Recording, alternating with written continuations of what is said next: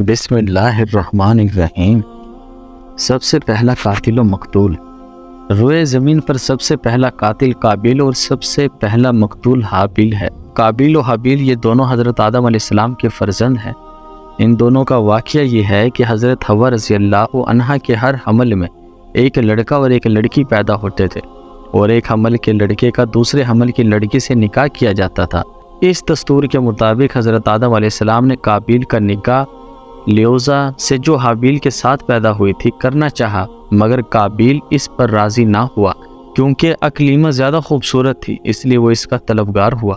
حضرت آدم علیہ السلام نے اس کو سمجھایا کہ اکلیمہ تیرے ساتھ پیدا ہوئی ہے، اس لیے وہ تیری بہن ہے، اس کے ساتھ تیرا نکاح نہیں ہو سکتا، مگر قابیل اپنی ضد پر اڑا رہا۔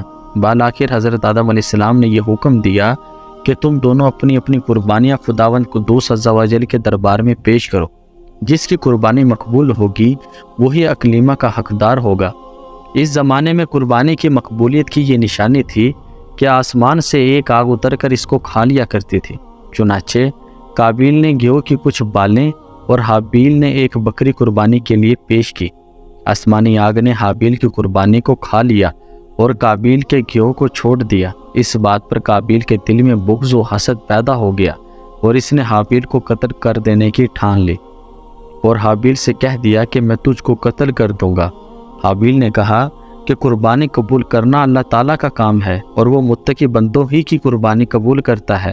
اگر تو متقی ہوتا تو ضرور تیری قربانی قبول ہوتی۔ ساتھ ہی حابیل نے یہ بھی کہہ دیا کہ اگر تو میرے قتل کے لیے ہاتھ بڑھائے گا تو میں تجھ پر اپنا ہاتھ نہیں اٹھاؤں گا، کیونکہ میں اللہ سے ڈرتا ہوں۔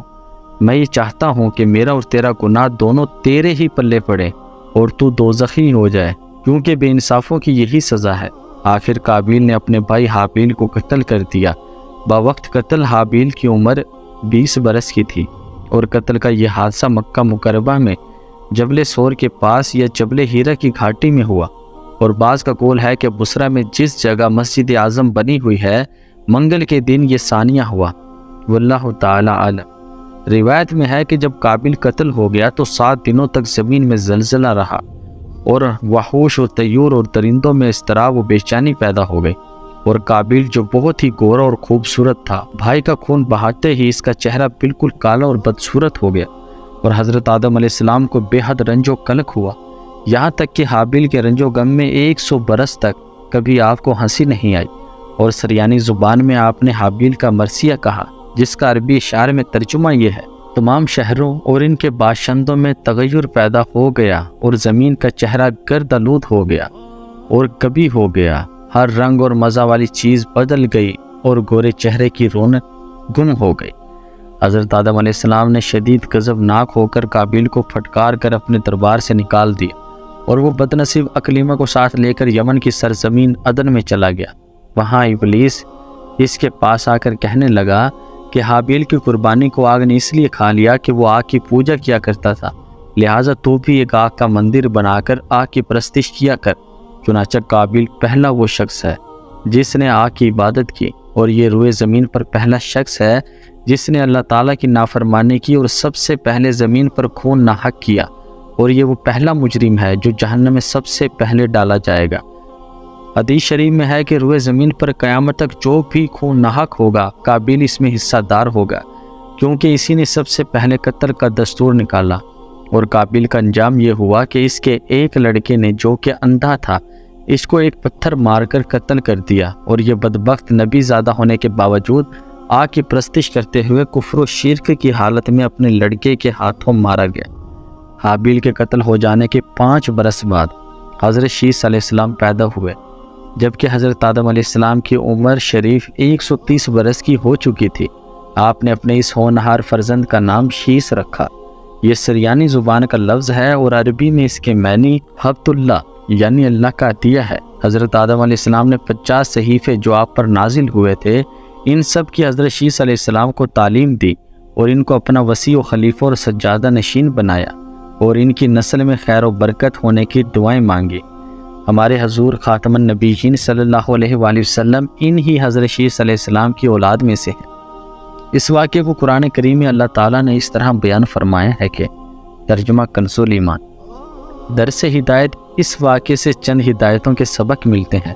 نمبر 1، دنیا میں سب سے پہلا جو قتل اور خون ناحق ہوا وہ ایک عورت کے معاملے میں ہوا، لہٰذا کسی عورت کے فتنہ عشق میں مبتلا ہونے سے خدا کی پناہ مانگنی چاہیے۔ نمبر 2، قابیل نے جذبہ حسد میں گرفتار ہو کر اپنے بھائی کو قتل کر دیا۔ اس سے معلوم ہوا کہ حسد انسان کی کتنی بری اور خطرناک قلبی بیماری ہے۔ اسی لیے قرآن مجید میں فرما کر حکم دیا گیا کہ حاسد کے حسد سے خدا کی پناہ مانگنی چاہیے۔ نمبر 3، خون ناحق کتنا بڑا جرم عظیم ہے کہ اس جرم کی وجہ سے ایک نبی علیہ السلام کا فرزند اپنے باپ حضرت آدم علیہ السلام کے دربار سے رندہ درگاہ ہو کر کفر و شرک میں مبتلا ہو کر مر گیا، اور قیامت تک ہونے والے ہر خون ناحق میں حصہ دار بن کر عذاب جہنم میں گرفتار رہے گا۔ نمبر 4، اس سے معلوم ہوا کہ جو شخص کوئی برا طریقہ ایجاد کرے تو قیامت تک جتنے لوگ اس برے طریقے پر عمل کریں گے سب کے گناہ میں وہ برابر کا شریک اور حصہ دار بنے گا۔ اس سے یہ بھی معلوم ہوا کہ نیکوں کی اولاد کا نیک ہونا کوئی ضروری نہیں، نیکوں کی اولاد بری بھی ہو سکتی ہے، کیونکہ حضرت آدم علیہ السلام خدا کے مقدس نبی اور صفی اللہ ہیں، مگر ان کا بیٹا قابل کتنا خراب ہوا وہ آپ سن چکے ہیں۔ ہمیشہ ہر شخص کو چاہیے کہ فرزند صالح اور نیک اولاد کی دعائیں خدا سے مانگتا رہے۔ واللہ تعالی اعلم۔ بسم اللہ الرحمن الرحیم۔ مردہ دفن کرنا کوے نے سکھایا۔ جب قابیل نے حابیل کو قتل کر دیا تو چونکہ اس سے پہلے کوئی آدمی مرا ہی نہیں تھا، اس لیے قابیل حیران تھا کہ بھائی کی لاش کو کیا کروں۔ چنانچہ کئی دنوں تک وہ لاش کو اپنی پیٹھ پر لادے پھرا۔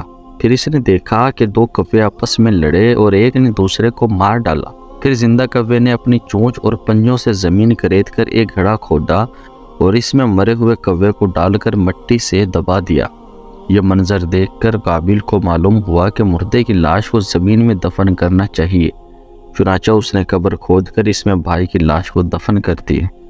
قرآن مجید نے اس واقعے کو ان لفظوں میں بیان فرمایا ہے کہ ترجمہ کنز الایمان، تو اللہ نے کوے کو بھیجا زمین کرید تاکہ اسے دکھائے، کیونکہ اپنے بھائی کی لاش چھپائے بولا ہائے خرابی میں اس کوے جیسا بھی نہ ہو سکا کہ میں اپنے بھائی کی لاش چھپاتا تو بچتا رہ گیا۔ درس ہدایت اس واقعے سے یہ ملتی ہے کہ آدمی علم سیکھنے میں چھوٹے سے چھوٹے استاد کو یہاں تک کہ کوے کا بھی محتاج ہے۔ اسی سے معلوم ہوا کہ انسان پر اس کی دنیاوی زندگی کی راہ میں جب کوئی مشکل درپیش ہو جاتی ہے تو اللہ تعالیٰ ایسا رحیم و کریم ہے کہ کسی نہ کسی طریقے سے یہاں تک کہ چرندوں اور پرندوں کے ذریعے مشکلات حل کرنے کی راہ دکھاتا ہے۔ واللہ تعالیٰ عالم۔